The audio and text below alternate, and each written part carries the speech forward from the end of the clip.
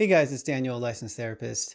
I work with a lot of couples, and one thing I do with couples a lot is I analyze fights.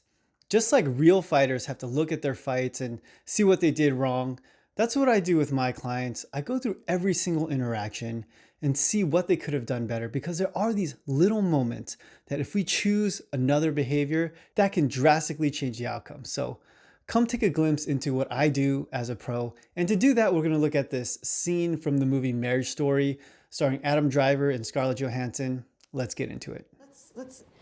My work is here now. My family is here. And I agreed to put Henry in school here because your show went to series. I did that knowing that when you were done shooting, he would come back to New York. Honey, we never said that. That may have been your assumption, but we never expressly said that. We did say it. When did we say it? I don't know when we said it, but we said it. We said it at the time on the phone. Honey, let me finish. Sorry, I keep saying that. I thought that if Henry was happy here and my show continued, that we might do LA for a while. I was not privy to that thought process. Oh, the only reason we didn't live here is because you can't imagine desires other than your own, unless they're forced on you. When I first meet a couple, I ask a very generic question, like, what are you looking to address in couples therapy? And I just sit there and I watch.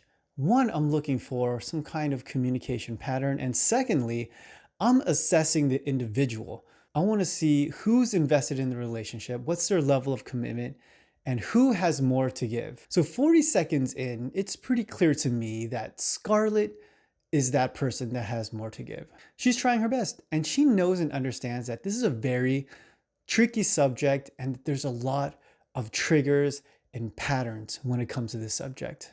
And she's trying to avoid it. And she even apologizes, and you can tell she's really trying to keep it amicable. But on the other hand, Adam seems to have very little understanding of all of this, and he just continually throws these jabs at her. And finally, Scarlett has had enough, and she hits back. So we're going downhill pretty fast. Okay, you wish you hadn't married me. You wished you had a different life, but this is what happened. So what do we do? I don't know. Nora says there's no coming back from this. Fuck Nora. Hey, fucking Nora telling me I always lived in LA, even though I never lived in LA. How could you ever say those things about me? Jay said them about me too. You shouldn't have fired Bert. I needed my own asshole. Let's just both agree both of our lawyers said shitty stuff about both of us. Nora was worse. Jay called me an alcoholic. Pulled the rug out from under me and you're putting me through hell. You put me through hell during our marriage. Oh, is that what that was? Hell? And now you're gonna put Henry through this horrible thing so you can yet again get what you want. It's not what I want. I mean, it's what I want, but it's what was. What's best for him. Oh, well, I was wondering when you get around to Henry and what he actually wants. Fuck off. No, you fuck off. So it's already a minute and a half in, and we've taken it to another level.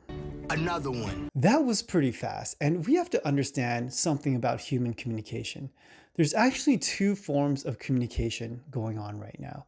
There's the surface level of communication, what we're actually talking about, and then there's the underlying, underneath interaction that happens in the emotional realm. So with their words, they're talking about moving, they're talking about lawyers, and they're talking about Henry, but underneath what is going on, they are beating each other up. And the thing is, we can beat each other up over anything.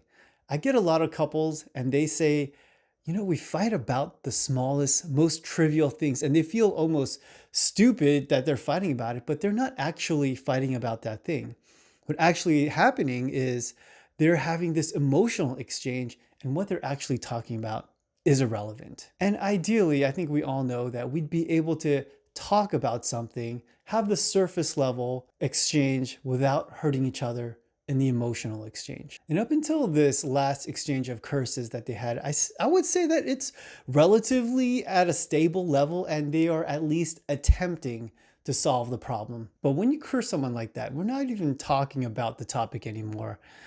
We're just plainly trying to hurt each other, so now we're in an all-out Fuck fight. off. If you listen to your son or anyone, they tell you that he'd rather live here. Stop putting your feelings about me onto Henry. He tells me he likes it better here. He tells you because he knows it's what you want to hear. He tells me you're on the phone all the time. You don't even play with him. Because I'm going through a divorce in LA and trying to direct a play in New York, which closed because I wasn't there. It was a huge opportunity. Fighting for something you don't even want. You're being so much like your father. Do not compare me to my father. I didn't compare you to him. I said you were acting like him. You're exactly like your mother. Everything you're complaining about her, you're doing. You're suffocating Henry. So apparently, a trigger for Adam is his father. And you have to give Scarlett Johansson a little bit of credit. She says, I'm not saying you're like him, you're just acting like him. But to me, that was a moment of weakness for Scarlett because she knows how Adam feels about his father. She knows it's a pain point and she uses it to hurt him. And I think she regrets it right after saying that. But because she did, she took it to another level. Another one. And then Adam responds by going all out and uses his knowledge of Scarlett and does whatever he can with that information to hurt her. And so it seems like at this point, he's really not holding back. First of all, I love my mother. She was a wonderful mother. Just repeating what you told me. Secondly, how dare you compare my mother to my mother? I may be like my father, but I am not like my mother. You are! And you're like my father. You're also like my mother. You're all the bad things about all of these people. But mostly your mother. When we would lie in bed together, sometimes I would look at you and see her and just feel so gross. So figuring out things about Henry has left the building, and they no longer care about that apparently. And Adam is really pulling out the big guns, and his objective is just to say the most hurtful things to hurt Scarlett. And when I'm in session with a couple, I do want to see it play out a little bit, but I have this running meter in my mind because everything that they say is a hurtful thing that they experience at the hands of your partner, and it can't be taken back. And there's a momentum to fight, so it's really difficult to turn the ship around, but it's possible, but it takes a lot of will between both people. I would say for these people right now, a break would be tremendous. But if I were to tell one person something to do, I would address it to Scarlett because I feel like she just has a little bit more understanding, a little bit more self-control, and she knows to not exactly let loose and hurt Adam. I've seen her apologize. I've seen her try to pull her punches. So I would address something to her. And if I were to say something to her, I would say, try and be vulnerable. Try and tell Adam how the things that he says affects her and how it makes her feel. And when she does that, you then just have to hope, pray, cross your fingers that Adam is going to respond well and not in a hurtful way. And I feel like that's one of the most powerful things you could do in a situation like this to potentially disarm and turn the ship around. But again, it's a very scary proposition because you're trusting the other person with yourself being vulnerable. So I understand it's a very scary thing. Gross. I felt repulsed when you touched me. You're a slob. I made all the beds, closed all the cabinets, took care of you like an makes me infant. want to peel my skin off. You'll never be happy. In LA or anywhere, you'll think you found some better opposite guy than me, and in a few years, you rebel against him because you need to have your voice. But you don't want a voice, you just want to fucking complain about not having a voice. I think about being married to you and that woman is a stranger to me. I mean, we had a child's You've marriage. regressed. You've gone back to your life before you met me. It's pathetic. People used to tell me that you were too selfish to be a great artist, and I used to defend you. They were absolutely right. All your best acting is behind you. You're back to being a hack. You gaslighted me. You're a fucking villain. Oh, you want to present yourself as a victim because it's a good legal strategy? Fine. But you and I both know you chose this life. You wanted it until you didn't. You used me so you could get out of LA.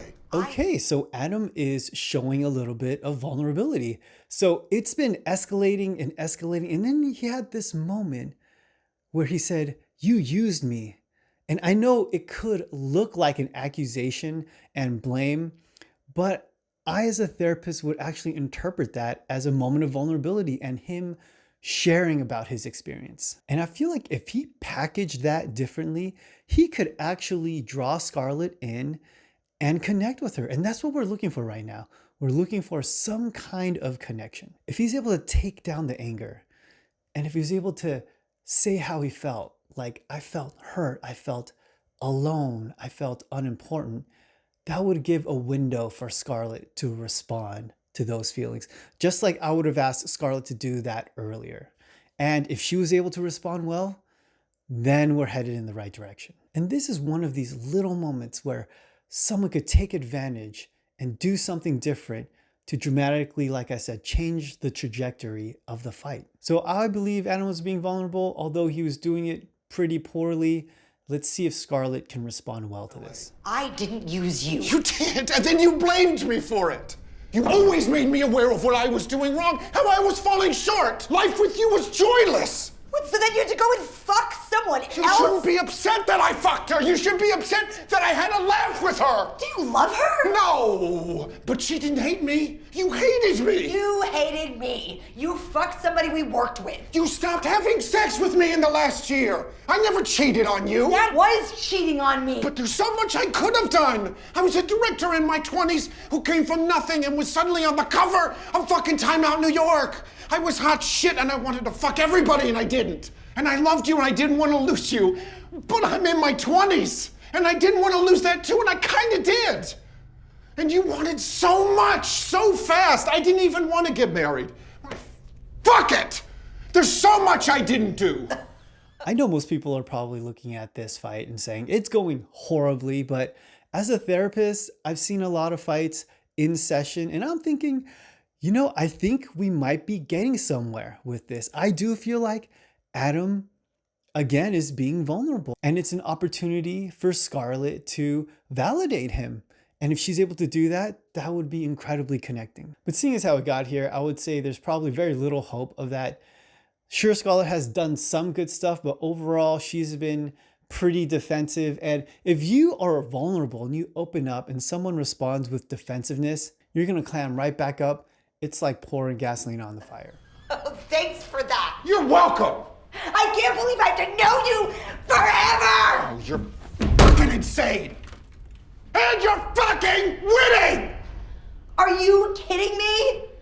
I wanted to be married. I'd already lost. You didn't love me as much as I loved you. What does that have to do with LA? What? You're so merged with your own selfishness, you don't even identify it as selfishness anymore. You're such a dick! Every day I wake up and I hope you're dead. Dead like if I can guarantee Henry would be okay, I'd hope you get an illness and then get hit by a car and die. If you thought he wasn't holding back before, well, I think we can be pretty positive that he's definitely not holding back now. And he's basically just trying to come up with the most hurtful things to say to her. And we have to understand something about people. Not everybody is strong and not everyone knows how to hurt another person, but all of us are black belts at emotionally hurting the other person. Even our president can do it. You're the sucker. You're the loser. We have a nuclear arsenal at our disposal at any time we want to really hurt and cut somebody down. And it takes a lot of self-control in a situation like this not to use it. And it takes a real master to never touch that arsenal. And basically, Adam just entered the launch codes and launched a nuke at Scarlett. And as a therapist, I look at the situation and I'm thinking, I think Adam is just gone. I don't think that he has anything left to give. But I look at Scarlett and say, if we've got a chance, it's got to be her to do something. And what I would say to Scarlett right now is Adam is saying these things not in a calm, logical way. This isn't necessarily how he's thinking, but it's basically an outlash of emotion. And he's just hurt and he's just trying to hurt in return. And again, I know that's a tall task for Scarlett, for anybody, but that's what I would try to do, because right now, I would honestly be afraid that it would get physical. And I'm hoping that maybe the best case scenario is they just leave at this point.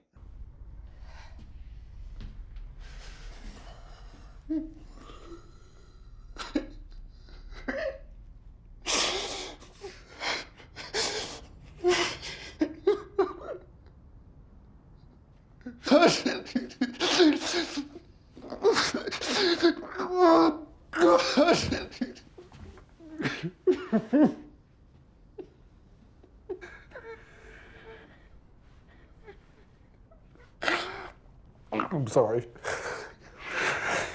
Me too.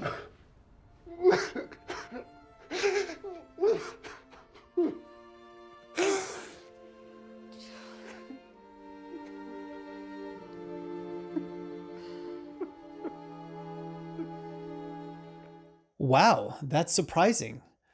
Because typically, in a situation like this, it does not end well at all. Like I said, these things have a momentum, and we were looking at a situation where something really, really bad was going to happen. But surprisingly, it ended in a repair. And that's what we needed this whole time. We need somebody to stop punching and to reach out.